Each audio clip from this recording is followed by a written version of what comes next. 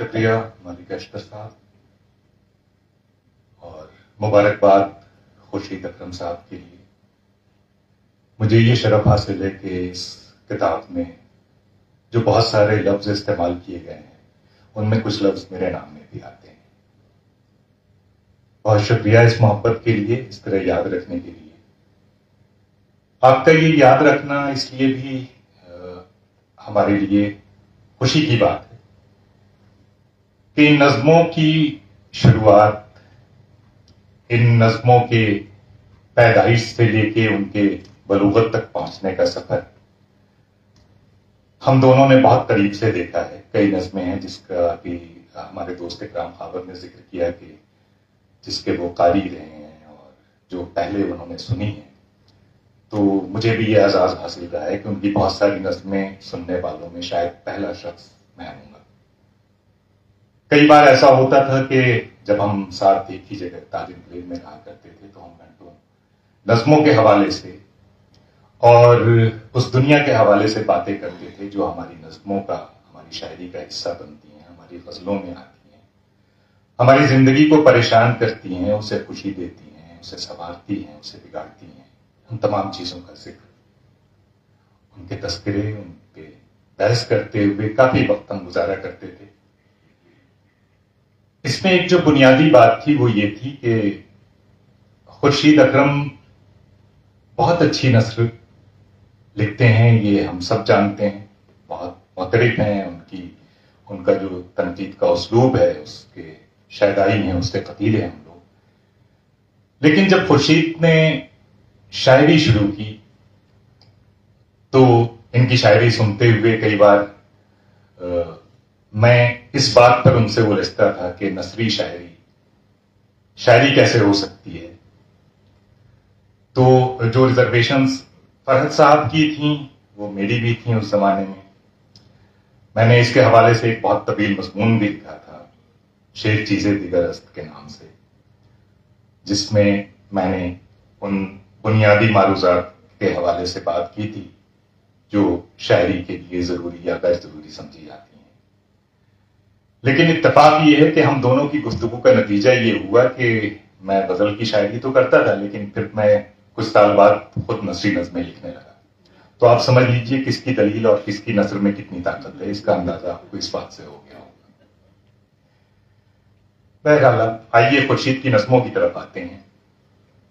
دراصل خورشید کی نظموں کی دنیا ایسی ہے جو ہر شخص دیکھتا ہے، اس میں جی رہا ہے، اس میں سانسیں لے رہا ہے، لیکن اسے شاعری میں نہیں دیکھنا چاہتا۔ یہ بڑا مسئلہ ہے ہمارے سماج کا، ہمارے قارئین کا، ہمارے دانشوروں کا، کہ جو زندگی، جو دکھ، جو تکلیفیں ہماری شاعری کو بنا رہی ہیں، جو ہمارے لفظ گڑھ رہی ہیں، جو ہماری زندگی میں طوفان اور ہیجان برپا کر رہی ہیں، کیسے وہ لفظ ہماری شاعری کا حصہ نہ بنے اور شاعری کیوں ان موضوعات سے پرہیز کرے جو ہمارے جینے اور مرنے کا سبب بن رہی ہیں۔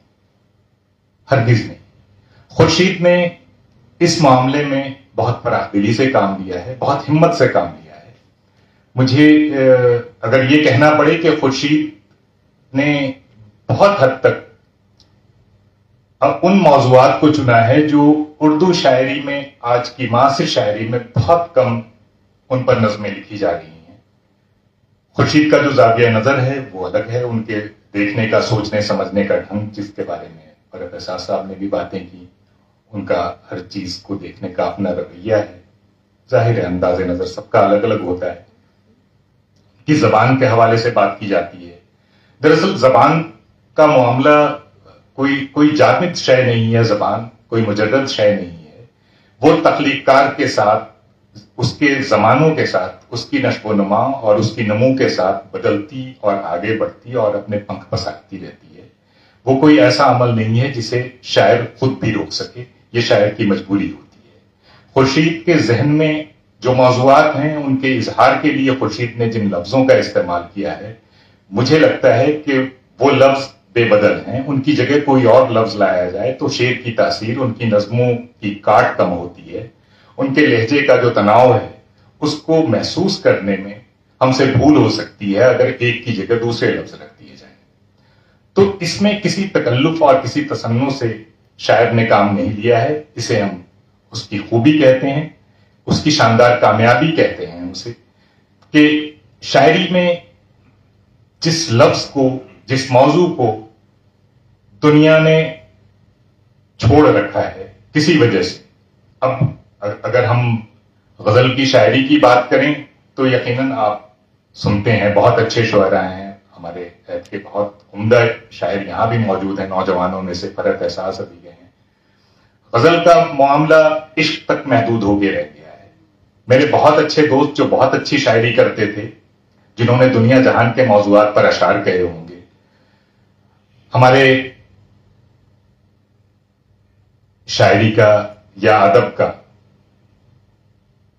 ہندی میں ایک لفظ ہے بازاری کرن, جس طرح سے ہوا ہے, اس کے بعد انہوں نے سوائے عشق کی شاعری کرنے کے اور کچھ نہیں کیا. چونکہ عشق کی شاعری بکتی ہے, وہ شاعروں میں اس پر تالیاں بجتی ہیں, اس پہ داد ملتی ہے, وہ بلائے جاتے ہیں.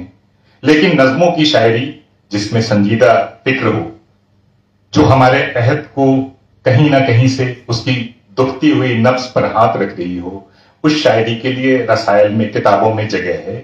لیکن عوام کی موجودگی میں, سامعین میں اس کے لیے شاید بہت کم جگہ بچ گئی ہے.